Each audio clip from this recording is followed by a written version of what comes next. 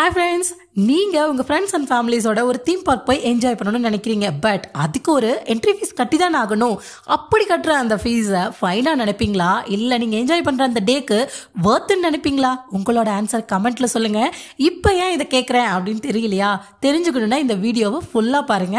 உங்களுக்கு வேல்யூபிளான நிறைய பாயிண்ட்ஸ் கிடைக்கும். இப்போ நம்ம பார்க்க போறது chapter 14 and 15 from the book of Psychology of Money. Welcome to குரல் உலகம். சாப்டர் 14, நீங்கள் மாறுவீர்கள், நான்லாம் மாற மாட்டேன் அப்படின்னு சொல்றீங்களா? நீங்களே திங்க் பண்ணி பாருங்க. ஒரு 5 வயசு பையன் கிட்ட நீ பெரியவானது என்னவா ஆகணும் அப்படின்னு கேட்டா அவன் பெரிய டிராக்டர், லாரி, கார்னு ஓட்டணும் அப்படின்னு தான் சொல்லுவான். அதுவே 10th or 12th படிக்கிற பையன் கிட்ட கேட்டா நல்லா ஏர்ன் பண்ணக்கூடிய கௌரவமான ஒரு ஜாப் ஆர் ப்ரொஃபஷனை தான் சொல்லுவான். ஏன்னா வளர வளர கோல் எவ்வளவு பெருசா இருக்கணும், பணத்தோட தேவை எந்த அளவுக்கு அதிகம் அப்படிங்கறது எல்லாமே புரிஞ்சுக்க ஸ்டார்ட் பண்ணிடுறாங்க. அதே போல நம்ம ஆத்தர் மார்கன் ஹவுசல் அவரோட ஃப்ரெண்டோட ஸ்டோரியை நம்ம கிட்ட ஷேர் பண்றாரு. அவரோட ஃப்ரெண்டோட லட்சியமே டாக்டர் ஆகணுங்கிறது தான். ஆனா சிச்சுவேஷன் எல்லாமே அவருக்கு ஆப்போசிட்டாவே இருந்தது. காமனா இப்படி ஒரு சிச்சுவேஷன்ல இருக்கிறவங்க இதுக்கெல்லாம் சான்ஸே இல்லை அப்படின்னு கிவ் அப் பண்ணிடுவாங்க. பட் அவரு விடாம ஹார்ட் ஒர்க் பண்ணி முட்டி மோதி தன்னை விட 10 வயசு கம்மியா இருக்கிற ஸ்டூடெண்ட் மத்தியில அவரும் ஒரு டாக்டர் ஆயிட்டாரு. படிக்கிறதுக்கு வயசு ஒரு தடை இல்லை, கரெக்ட் தானே? ஒண்ணுமே இல்லாத அவரோட 0 லைஃப்ல ஸ்டார்ட் பண்ணி முட்டி மோதி மெடிக்கல் காலேஜ்ல ஃபர்ஸ்ட் ஸ்டூடெண்டா பாஸ் ஆனாரு. கொஞ்சம் வருஷம் கழிச்சு நம்ம ஆத்தர் அவருக்கு கால் பண்ணி பேசுறாரு. பேசியே ரொம்ப நாள் ஆச்சு, எப்படி இருக்க அப்படின்னு கேட்க அவர் என்ன ஆன்சர் பண்ணிருப்பாருன்னு நினைக்கிறீங்க? நல்லா இருக்கேன், பட் மோசமான தொழில் அப்படின்னு சொன்னாராம். 15 வருஷத்துக்கு முன்னாடி முட்டி மோதி டாக்டர் ஆனவர் இப்ப இருக்கிற சிச்சுவேஷனை நினைச்சு ரொம்ப ஏமாற்றம் அடைஞ்சிட்டாரு. ஏன்னா ஃபேமிலி கூட டைம் ஸ்பெண்ட் பண்ண முடியல, ரிலாக்ஸ்டா இருக்க முடியலன்னு நிறைய ரீசன் சொல்லி வெக்ஸ் ஆகுறாரு. நீங்களே சின்ன வயசுல டாக்டர் ஆகணும், வக்கீல் ஆகணும்னு நினைச்சிருப்பீங்க. பட் இப்போ உங்க லட்சியம் மாறி இருக்கும், பினான்சியல் பிளானும் மாறி இருக்கும், கரெக்ட் தானே? இன்னைக்கு நமக்கு தேவைப்படுற ஒண்ணு 10 வருஷம் கழிச்சு தேவைப்படாம போகலாம். உங்க லைஃபையே எடுத்துக்கோங்க. நீங்க ஸ்கூல் படிக்கிற ஏஜ்ல உங்களோட திங்கிங் அண்ட் கோல் எப்படி இருந்துச்சு, காலேஜ் முடிச்சு எப்படி மாறுச்சு, மேரேஜுக்கு அப்புறம் உங்க லைஃப் எந்த அளவுக்கு மாறி இருக்கு, குறிப்பா பணத்தை பத்தின உங்களோட எண்ணங்கள் எந்த அளவுக்கு மாறி இருக்கு. 10 வருஷத்துக்கு முன்னாடி வருஷத்துக்கு 1 லட்சம் சம்பாரிச்சாவே போதும், ஃபேமிலியை ரன் பண்ணி தேவையான பொருளையும் வாங்க முடியும்.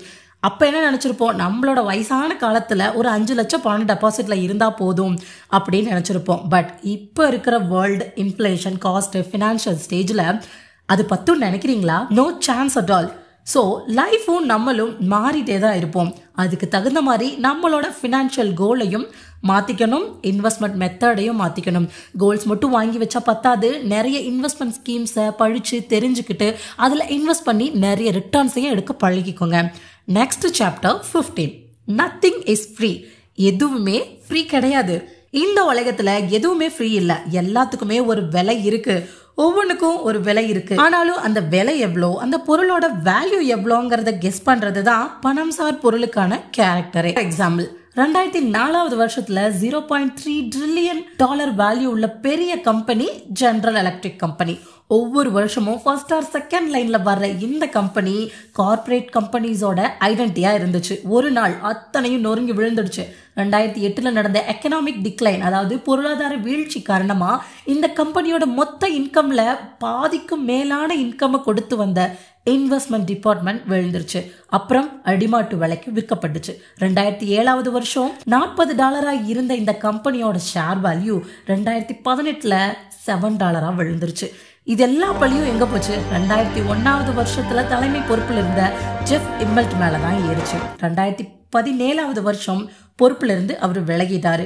அப்படி அவர் ரிசைன் பண்ணும்போது இம்பார்ட்டன்டான ஒரு கருத்தை சொல்றாரு. அவரோட எல்லா மெத்தடும் தப்பு, அவர் இப்படி பண்ணிருக்கணும், அப்படி பண்ணிருக்கணும். நிறைய பேர் அவரை குறை சொன்னாங்க. அவங்களுக்கு ஆன்சர் பண்ற மாதிரி இப்படி ஒண்ணு சொல்றாரு.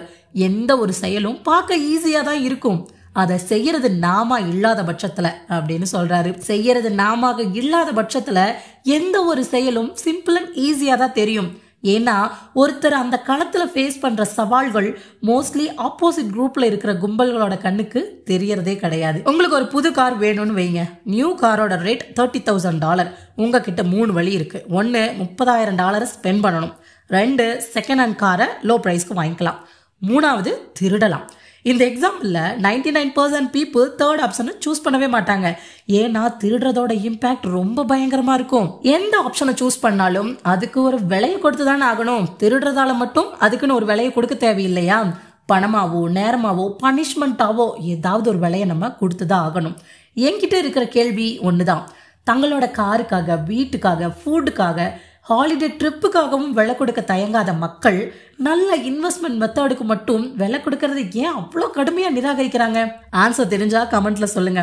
ஸ்டார்டிங்ல நம்ம கேட்டிருந்தோம், தீம் பார்க்ல போய் விளையாடணும்னா அந்த என்ட்ரி ஃபீஸ் கட்டி தான் ஆகணும், ஆனாலும் அந்த ஃபீஸை நீங்க எப்படி நினைக்கிறீங்கன்னு கேட்டிருந்தோம் இல்லையா? நீங்க கட்டுற அந்த ஃபீஸுக்கு ஃப்ரெண்ட்ஸ் அண்ட் ஃபேமிலி, உங்க குழந்தைங்களோட என்ஜாய் பண்ற அந்த டேவை நீங்க மறக்கவே மாட்டீங்க.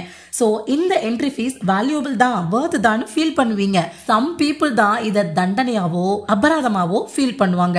எதை இழந்து எதை வாங்குறீங்க அப்படிங்கறத நீங்க உணர்றது மூலமா தான் நீங்க வாங்குற பொருளோட வேல்யூ இருக்கு. இன்வெஸ்ட்மெண்ட்டும் அப்படிதான்.